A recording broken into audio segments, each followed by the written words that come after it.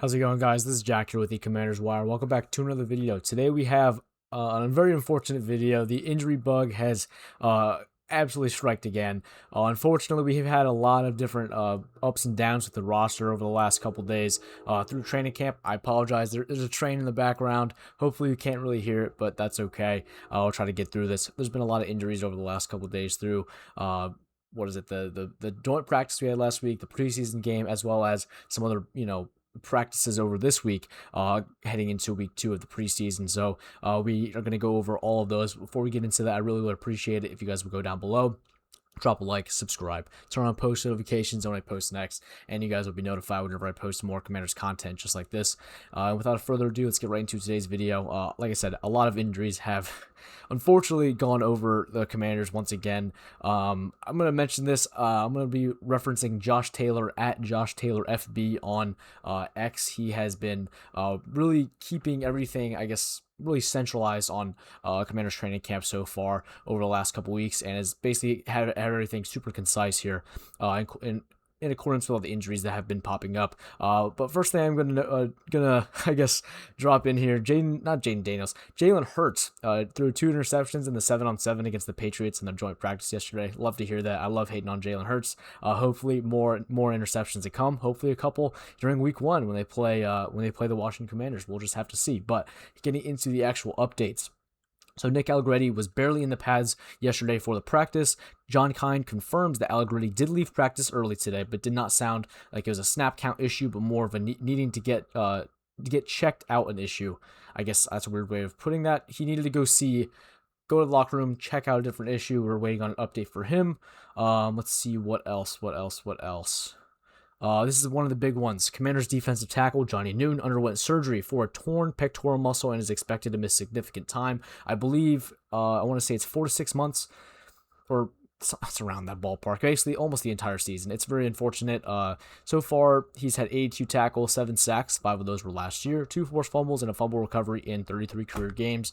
He's had, I think, an injury in almost all of his seasons so far as a Washington Commander. I don't think this was supposed to be his first official, I guess, healthy preseason, and unfortunately he had another injury. I think the one thing I have to give, this is more generalized throughout the entire team. This defensive line group, defensive tackle and outside linebacker, edge rusher, whatever you want to name it, this is one of the most, I guess, stacked groups I have seen over the last couple of years. So I don't think this is going to hurt us that bad. We have a lot of starter capable players, right? We have Deron Payne, obviously, Javon Kinlaw. We have Tim Settle, who we just signed in free agency. He's definitely more of a nose tackle. He's also coming back from an injury, but I believe he will be ready week 1.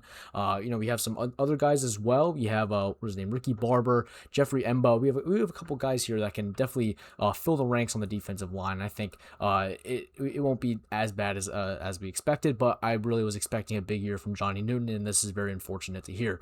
Going on to the offense, Rachaad White did participate in practice today, so he's been absent for the past couple days. I believe it was a tweaked hamstring. However, he is back in practice, and he was in pads yesterday during their practice, and so that's always good to see. He was in pads. I apologize. He was in pads today during practice, and so he is I guess getting back into it. I don't think the hamstring was really nothing to go too on about as well. Let's see.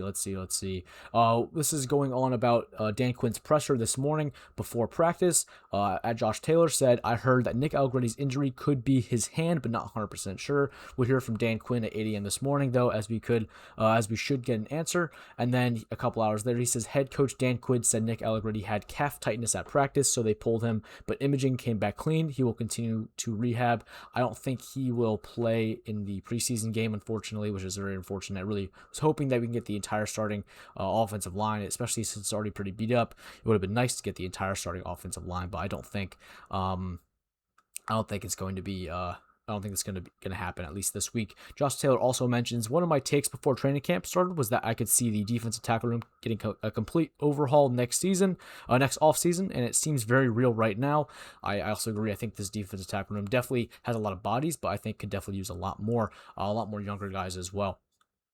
Josh Taylor also says that Dan Quinn said that cornerback Trey Amos is improving and things are trending up, but he's out this weekend, which I would assume as well. He says that it's also that some starters will get some playing time on Saturday, but not 100% sure who or how long yet. I don't think Jayden Daniels is going to be in that conversation. I don't think Jayden Daniels is going to play maybe until week 3, but even then, I don't think so at all. Dan Quinn also said Rachaad White injured his hamstring on the last play of the joint practice, and they're just being careful with him. Josh Taylor also mentioned, I'm really hoping that we see the healthy starters play at least one drive on both sides of the ball versus the Lions. The offensive line especially needs it the most. Would be great to see Jayden working with everyone some too. I doubt that he will, but it would be nice to see Jayden Daniels in week 2 of the preseason. Not seeing Nick Allegretti or Trey Amos in a game until week 1 at Philly makes me very nervous. I would also have to agree with Josh Taylor. I think having them on the team, participating in the preseason would be very nice to see how well they'll stack up against other teams, rather than waiting until week 1. So, Tayshaun Reed at Tayshaun Reed on X basically told us 2 hours ago about the different Commanders that are not practicing today. Quarterback Marcus Mariota, MCL. Running backs Jeremy McNichols, quad, and Rachaad White, his hamstring. But he was on the side field and on full pads, so I'm going to count him as technically practicing. Left tackle Laramie Tunsil with triceps, obviously. Nick Allegretti, calf. Defensive tackle Johnny Newton, he's in New York, getting his surgery. Linebackers Jordan McGee, shoulder. Odafe Owe, calf, and K'Lavon Chaisson, knee, as well as cornerback Trey Amos, ankle. So K'Lavon Chaisson and Odafe Owe also make me pretty nervous. Unfortunately, Josh Taylor also put out Daron Payne. I think he's also, unfortunately, going through something. It's undisclosed as of right now. It's super unfortunate. This defensive line group is supposed to be one of the strong suits, and every day I guess we're getting more and more news about how they're getting more and more injured. It's just very unfortunate. I think Odafe Owe or K'Lavon Chaisson, I forget which one it actually was, but one of the two of them were, I believe, working out on the side field. So they were still doing stuff. They were active during practice. I believe it was K'Lavon Chaisson, if I'm not mistaken. It was K'Lavon Chaisson. Yep, they're on the side field with the trainers, including Tim Settle and Rachaad White. All of them were on the side field, still doing drills and stuff like that, just not in full contact practice. So that's good to see that they're still getting work in and they're still getting the reps up heading into this week. I also believe, so Tayshaun Reed also says can add defensive tackle Daron Payne, undisclosed, to the list. He is not practicing today. So this defensive line room, I think, definitely needs a little bit. Maybe I would not be too upset if they add another body. I'm going to pull up Spot Track here and see if there are any, free agents they can sign. I believe the Washington Commanders also have a couple. They have a couple like lower named guys on the roster that they definitely can, rely on. Obviously, no one's Daron Payne, right? No one's going to fill that role. However, I do think they have a lot of players on their team that can fill that kind of defensive line role and stuff gaps and still be able to be contributors in the NFL for the Washington Commanders and keep this defensive line group one of the strong suits that they are heading into the season. That I believe they are. Obviously, I don't think the rest of the NFL believes they are. However, I think going into the 2026 season, I think that there's going to be some big improvements on this defensive line in terms of just production overall. Unfortunately, it's looking like there's not a lot of defensive line free agents out there. There's a couple. I don't know why Spot Track really is not working right now. All teams, yeah. Spot Track just really doesn't want to work with me. I'm going to go through the entire, free agent list and see if I can pick out some defensive linemen. Hopefully there's a couple in there that could be, decent enough options. I don't know. Spot Track may just not want to work today. And they're not really want to filter by players here. So I'm going to scroll down and see if I can find any defensive tackles that are free agents. Okay, first one, Daquan Jones. He's supposed to get estimated $8 million.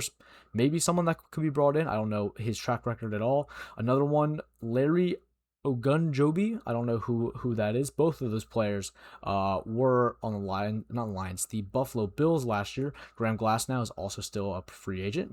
I would not mind seeing him coming to the Washington Commanders as well. But that is a whole different conversation.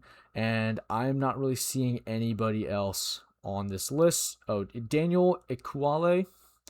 looks like to be another, you know, player that's probably not even worth bringing in. I think that's really it. I don't think there's anybody else that's a free agent right now that's worth bringing in to the Washington Commanders organization. I'm also going to pull up the roster and go through all the defensive linemen that are currently on the list or currently projected to be starters for the Washington Commanders, and we're also going to see what type of players there are, both on the kind of outside linebacker position as well as the interior defensive line position as well. So we're going to go look at both of those. I guess my internet is just super slow today. Nothing is wanting to load. There we go. It's finally loading. So in terms of the linebackers, right? So we have the Odafe Oweh, second. He's the projected starter in the 3-4 base defense. Joshua Josephs is right behind him. Javonte Jean-Baptiste is behind him, and then the international pathway player TJ Maguranan. I'm sorry, I don't even know how to say that. I'm not even going to try. But those are the four right there. On the other side, we have K'Lavon Chaisson, Dorance Armstrong, Drake Jackson, and DJ Johnson. This is not that awful. I'm going to be honest. If K'Lavon Chaisson, let's just say K'Lavon Chaisson and Odafe Oweh are not even able to start week 1 due to an injury, Joshua Josephs is someone that I think has shown a lot of good, strong reps both in the preseason games so far as well as during the joint practice and other practices.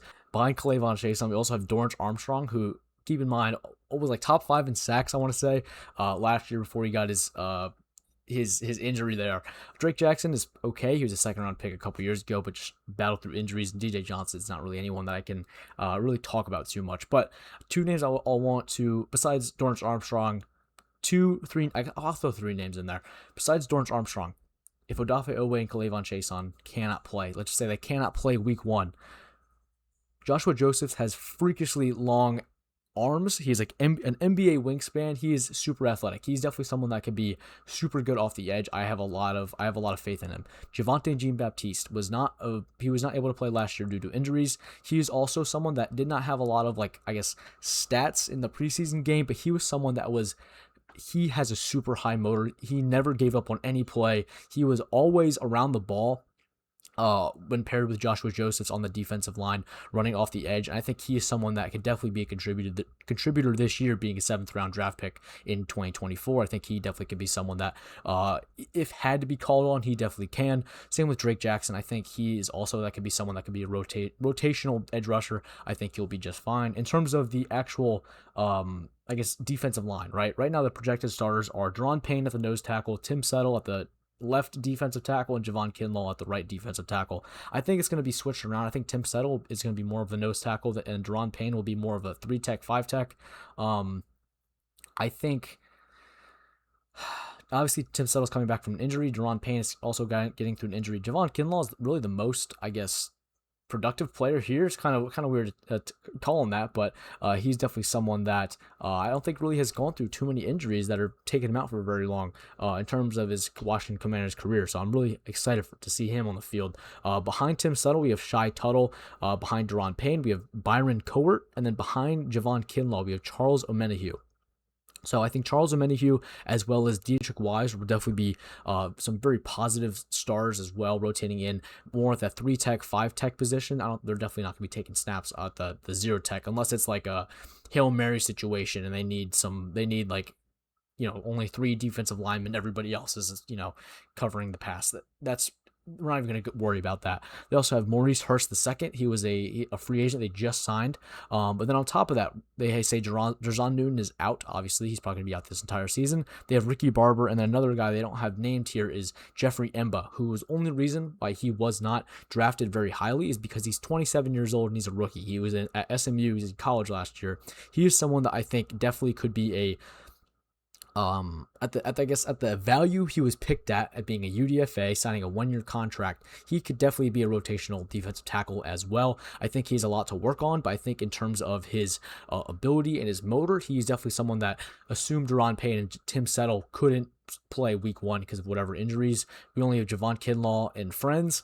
You know what? Javon Kinlaw, Charles Omenihu, Deatrich Wise, and friends. I think Jeffrey Emba and Ricky Barber are all 2 names that could definitely be some pretty decent rotational defensive tackles in this defense on top of the edge rusher position. But That's all I'm going to go over. Let me know down in the comments what your thoughts are. The injury bug has struck again, but I do think excuse me, have a lot more faith in this defensive line unit as a whole, especially the rotational guys.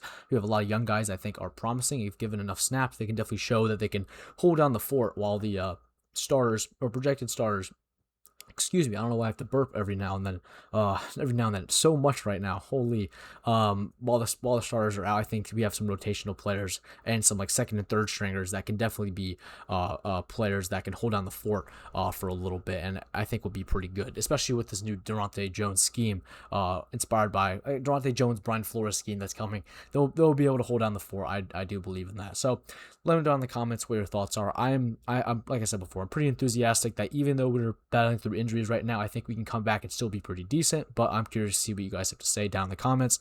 Thank you guys so much for watching. While you're down there, I really would appreciate if you guys would drop a like, subscribe, turn on post notifications to know when I post next. Then you guys will be notified whenever I drop more Commanders content just like this. Thank you guys so much for watching. God bless, and hail to the Washington Commanders.